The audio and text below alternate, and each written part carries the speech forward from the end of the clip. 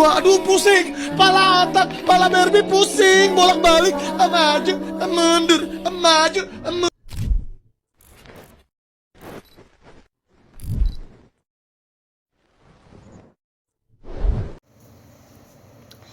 Assalamualaikum warahmatullahi wabarakatuh.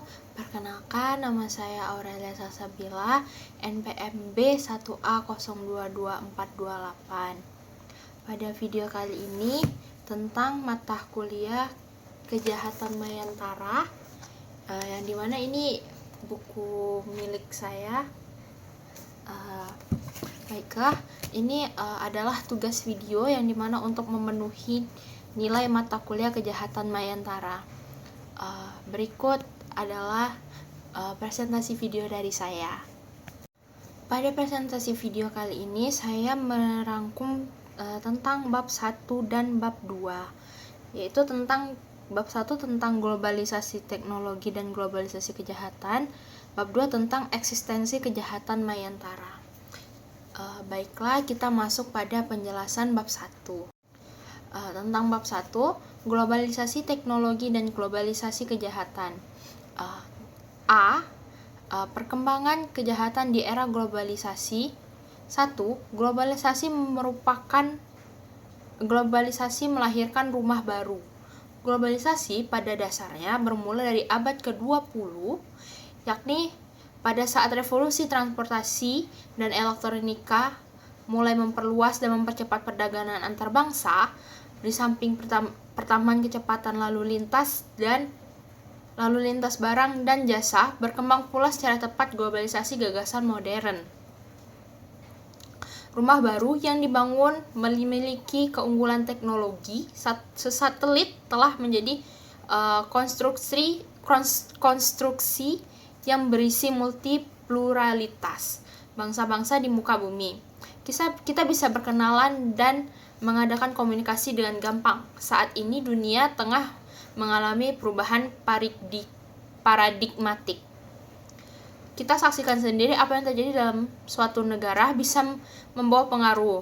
Minimal beritanya menjalar ke seluruh dunia dalam waktu sekejap. Di sisi lain, ada yang melihat globalisasi sebagai sebuah proyek yang diusung oleh negara adikuasa, sehingga bisa saja orang memiliki pandangan negatif atau curiga terhadapnya. Dari sudut pandang ini, globalisasi tidak lain adalah kapitalisme dalam bentuknya yang paling mutakhir. Memasuki bagian 2 dari subbab perkembangan kejahatan di era globalisasi informasi, yakni informasi sebagai komoditi. Informasi merupakan inti globalisasi, khususnya bagi negara-negara yang berambisi membangun dan mewujudkan perubahan.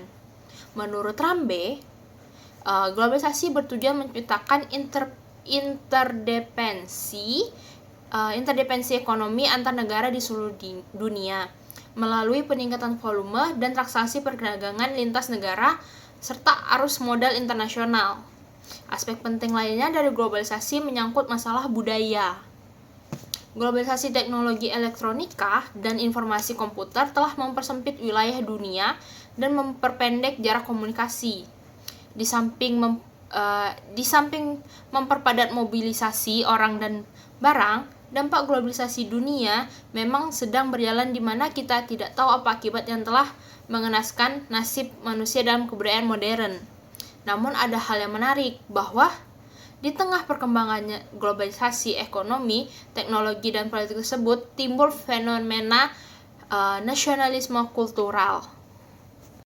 Yang ketiga, kejahatan sebagai harga globalisasi. Globalisasi membawa dua akibat atau dua makna. Pada satu sisi melahirkan dunia tanpa batas, sementara di sisi lain globalisasi membangkitkan reaksi balik atau counter. Tantangan yang tersedia rezim global tentu saja pola-pola kehidupan bangsa lain, khususnya perkembangan gaya hidup, kondisi ekonomi, dan cara berelasi sosial. Yang dimana antara pola-pola hidup ini tersedia ranjau yang dapat menjadikan bangsa-bangsa lain sebagai korbannya. Ranjau-ranjau yang menyeruak menyeruak dari kehidupan masyarakat global itulah yang dalam tingkat nasional maupun regional memunculkan apa yang digolongkan sebagai gejala sosial yang sakit. Dengan kata lain, kehidupan masyarakat dari hari ke hari banyak menghadapi masalah yang serius. Masalah yang dihadapi masyarakat ini bermacam-macam, yang dampaknya hingga dapat meresahkan. Ibarat sebuah penyakit, maka penyakit yang bernama kejahatan itu demikian gampang menyerang penduduk. Kejahatan dapat terjadi di mana saja, baik di kota besar maupun kota kecil, bahkan di desa-desa dan kawasan alam maya. Demikian juga dengan para pelakunya, mulai dari anak-anak sampai dengan orang yang sudah dewasa. Munculnya kejahatan bernama cyberspace atau dengan nama lain cybercrime merupakan suatu pembenaran bahwa era globalisasi identik dengan era ranjau ganas. Selanjutnya, bagian B, kejahatan sebagai bagian dari dampak teknologi. 1. Teknologi dan globalisasi. Global teknologi merupakan bagian dari warna dan sekaligus elemen utama globalisasi. Karena globalisasi yang esensinya terletak pada konsep desa dunia, tidaklah akan bisa berjalan dan bergerak mengepakkan sayap-sayapnya jika tidak menggunakan kekuatan teknologi. Walaupun konsep globalisasi dinilai positif, bagi sementara pihak juga terkandung di dalamnya dimensi negatif. Yang kedua, dilema menjatuhkan pilihan. Menurut Ita Gambiro, teknologi berarti seluruh know-how, pengetahuan, pengalaman, dan keterampilan yang dibutuhkan untuk membuat suatu produk dan untuk pendirian suatu perusahaan untuk tujuan tersebut. Dengan bantuan teknologi, kemudahan teknis diperoleh. Menurut William Pope dan Leland Wilson, teknologi adalah kegiatan yang dengannya manusia merencanakan dan menciptakan benda-benda material yang bernilai praktis. Semua teknologi adalah pedang yang bermata dua. Ia dapat digunakan untuk tujuan jahat dan baik sekaligus. Kita boleh saja menilai positif bahwa teknologi diciptakan untuk lebih mensejahterakan kehidupan kita. Teknologi mempunyai mekanisme atau dinamika kerjanya sendiri. Mekanis itu dapat mengubah manusia penggunanya menjadi alat. Yang ketiga, teknologi, perubahan, dan kejahatan. Teknologi dapat menjadi alat perubahan di tengah masyarakat. Demikian pentingnya fungsi teknologi hingga masyarakat dapat bergantung dengan teknologi, baik secara positif maupun negatif. Dampak negatif yang dimaksud adalah dampak yang berkaitan dengan dunia kejahatan. Pernyataan tersebut semakin membenarkan wajah ganda teknologi, yang di satu sisi menandakan kemajuan masyarakat secara positif, namun di sisi lain dapat menjadi alat yang canggih dalam berbagai bentuk perbuatan melanggar hukum dan hak asasi manusia. C. Globalisasi, kejahatan, tantangan bagi Indonesia. Salah satu dari produk ilmu pengetahuan dan teknologi adalah teknologi informasi atau biasa dikenal dengan teknologi telekomunikasi. Pada perkembangannya, terjadilah konvergensi antara teknologi telekomunikasi, media, dan komputer yang menghasilkan sarana baru yang disebut internet. Internet merupakan sekumpulan jaringan komputer yang menghubungkan situs akademik, pemerintah, komersial, organisasi, maupun perorangan. Dengan internet, manusia dapat melakukan aktivitas layaknya di kehidupan nyata. Di antara layanan yang diberikan internet yang dikenal dan dilakukan secara umum antara lain e-commerce, yang dimana kita bisa berbelanja melalui aplikasi online seperti Shopee. Ada juga e-banking, di mana kita bisa mentransfer tanpa perlu datang ke bank secara langsung, yaitu melalui aplikasi. Ada pula e-government. E-government ini adalah milik pemerintah, di mana untuk seperti wilayah pengadilan itu di mana ada yang namanya SIP, yang dimana untuk melihat perkara seperti itu. E-learning itu untuk dunia pendidikan, yang seperti kita tahu pada COVID-19 kita banyak menggunakan aplikasi Zoom dan Google Scholar yang dimana itu termasuk dalam e-learning yang saya jelaskan. Salah satu kejahatan yang ditimbulkan oleh perkembangan teknologi informasi atau telekomunikasi adalah kejahatan yang berkaitan dengan aplikasi internet. Kejahatan ini sering disebut dengan istilah asing cybercrime. Sebagian berpendapat sesungguhnya kejahatan yang berkaitan dunia cyber pada dasarnya adalah sama dengan kejahatan biasa, yang dimana sama dengan kejahatan yang diatur dalam KUHP. Sebagian yang lain berpendapat bahwa perlu pembaharuan hukum pidana atau yang lebih ekstrim lagi, perlu undang-undang atau peraturan tertentu yang berkaitan dengan kejahatan dunia maya. Sementara itu, upaya perumusan hukum pidana secara lebih baik mencakup di dalamnya perubahan atau pembuatan aturan khusus terkait kejahatan dunia maya. Baiklah, kita akan memasuki bab 2, yaitu tentang eksistensi kejahatan mayantara. A. Sejarah internet dan perkembangan dunia maya. Pengertian internet dan cyberspace. Internet didefinisikan sebagai jaringan komputer yang menghubungkan situs akademik, pemerintahan, komersil, organisasi, maupun perorangan. Cyberspace sejujurnya merupakan sebuah dunia komunikasi berbasis komputer. Realistis atau alam baru yang terbentuk oleh internet pada perkembangannya menciptakan masyarakat baru sebagai warganya yang dalam istilah gaulnya disebut dengan netizen. Dengan internet, netizen dapat menjelajahi cyberspace tanpa dihalangi oleh sekat-sekat teritorial negara. Internet mampu membuat manusia-manusia menjelajahi dunia maya kemana-mana, berkomunikasi dengan beragam informasi, lokal dan budaya, dan lain sebagainya. 2. Sejarah singkat internet. Pada intinya, internet merupakan jaringan komputer yang terhubung satu sama lain melalui media komunikasi seperti kabel telepon, serat optik, satelit, atau gelombang frekuensi.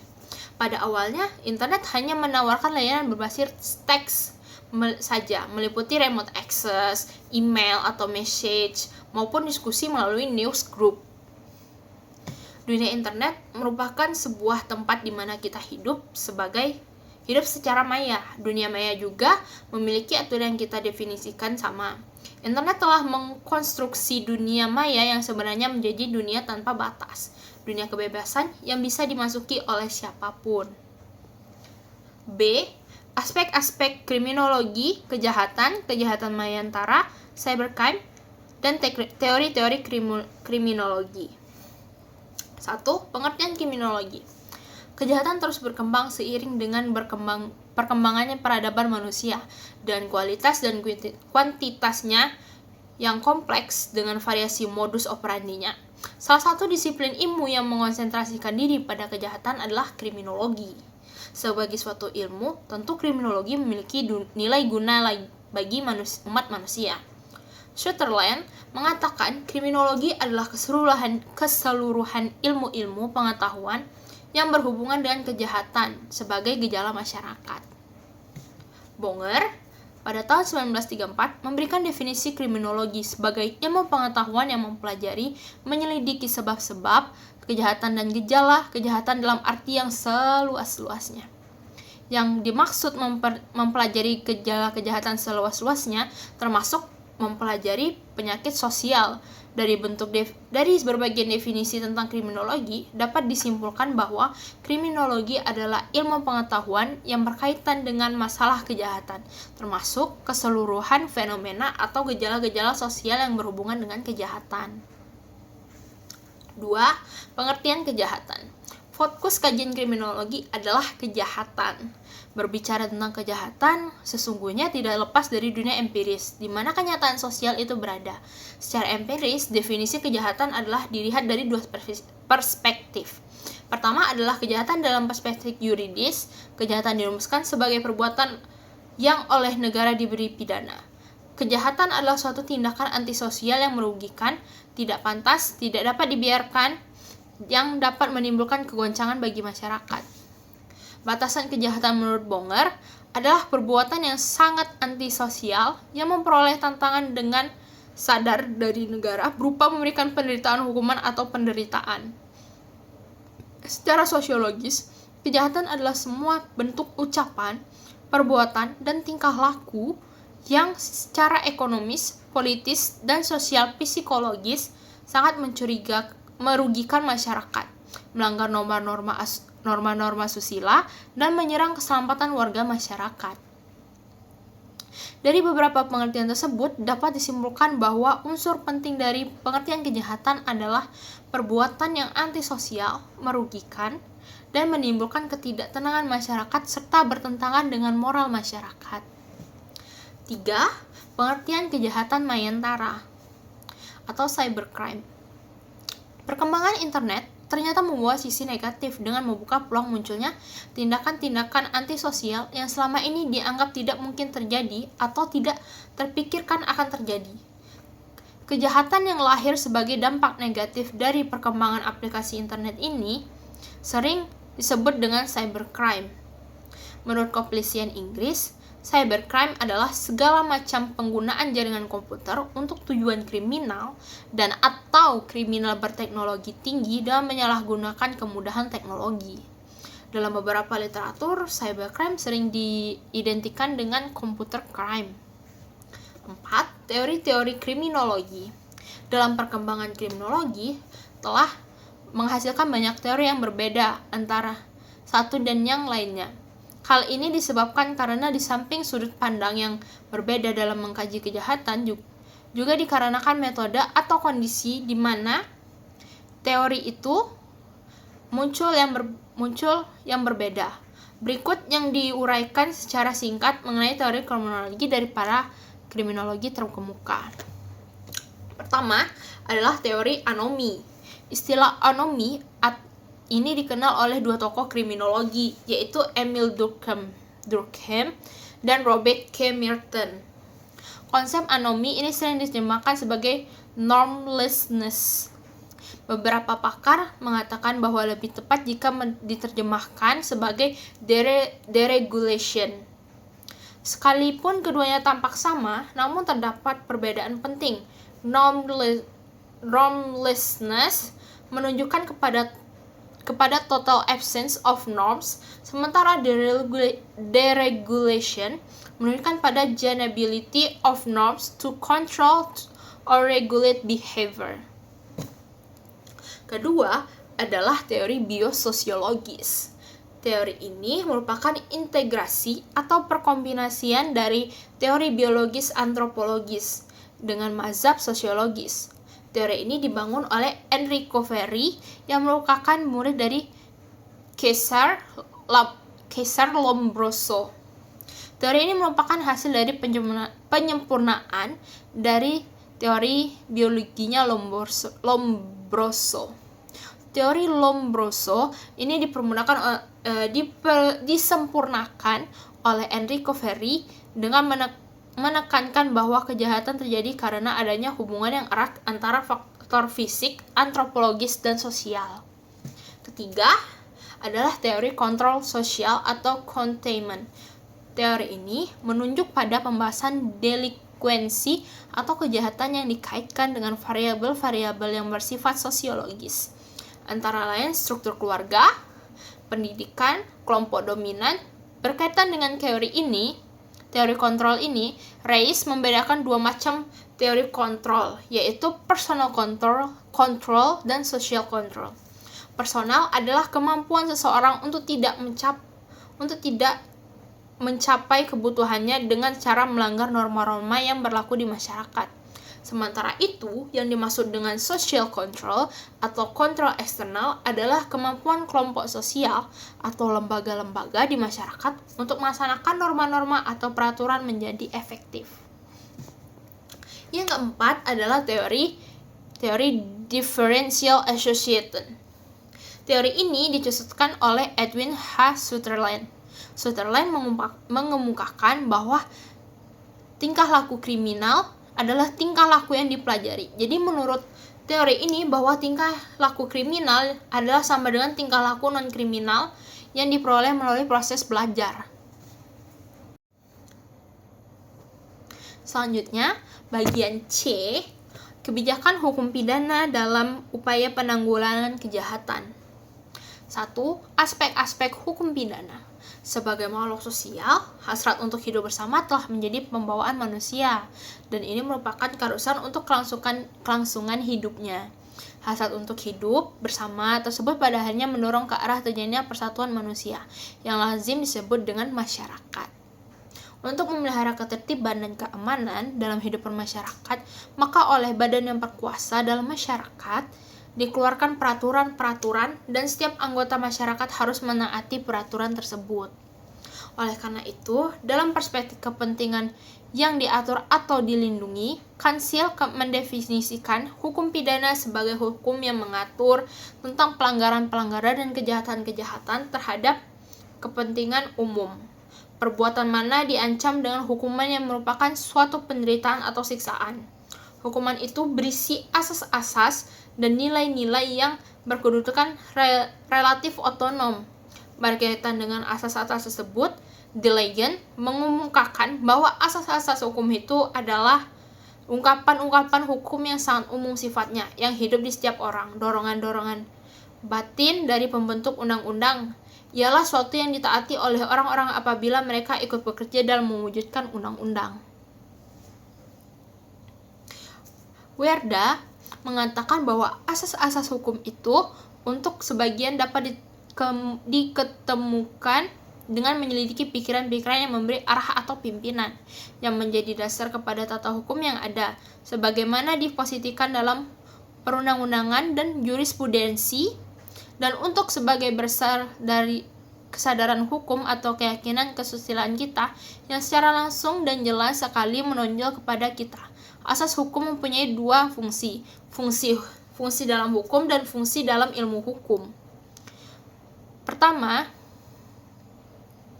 asas dalam hukum berdasarkan eksistensinya pada rumusan oleh pembentuk undang-undang dan hakim, serta mempunyai pengaruh normatif yang mengikat para pihak. Ruang lingkup pelakunya asas hukum juga dibagi menjadi dua. Pertama, asas hukum umum, yaitu asas hukum yang berhubungan dengan seluruh bidang hukum. Yang kedua, asas hukum khusus, yaitu asas hukum yang berfungsi dalam bidang yang lebih sempit, semisal hukum pidana dan seterusnya. Sebagai hukum yang bersifat khusus, hukum pidana mempunyai asas-asas hukum yang bersifat khusus pula, dalam hal dilarang dan diancamnya suatu perbuatan dengan pidana, yaitu mengenai perbuatan pidananya sendiri, Criminal Act, ada dasar yang pokok yaitu asas legalitas. 2. Kebijakan hukum pidana dalam upaya penanggulangan kejahatan. Kebijakan hukum pidana dapat didefinisikan sebagai usaha mewujudkan peraturan perundang-undangan pidana yang sesuai dengan keadaan dan situasi pada suatu waktu dan untuk masa yang akan datang. Marx Anke mengemukakan penal policy, kebijakan hukum pidana, adalah suatu ilmu sekaligus seni yang pada akhirnya mempunyai tujuan praktis untuk memungkinkan peraturan hukum positif dirumuskan secara lebih baik dan untuk memberi pedoman tidak saja kepada pembuat undang-undang, tetapi juga kepada pengadilan yang menerapkan undang-undang, dan juga kepada para penyelenggara atau pelaksana putusan pengadilan.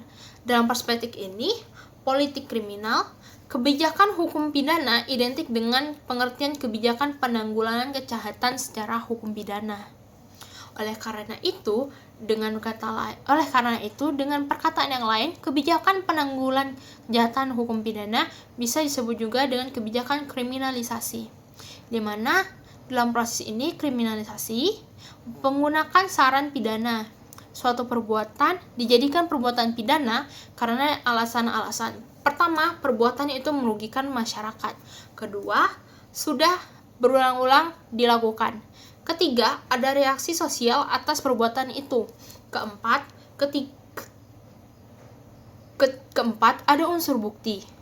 Berdasarkan keempat parameter ini, maka tidak serta-merta perbuatan itu merugikan dan dirumuskan secara formal sebagai bentuk perbuatan pidana. Baiklah, mungkin sekian video dari saya. Jika ada salah kata, mohon dimaafkan. Sebelumnya, buku ini merupakan referensi sumber dari dari materi yang saya jelaskan. Jika ada salah kata saya mohon maaf. Terima kasih. Assalamualaikum warahmatullahi wabarakatuh. Dadah semua. Thank you, everyone! Thank you, Elmore! Boom!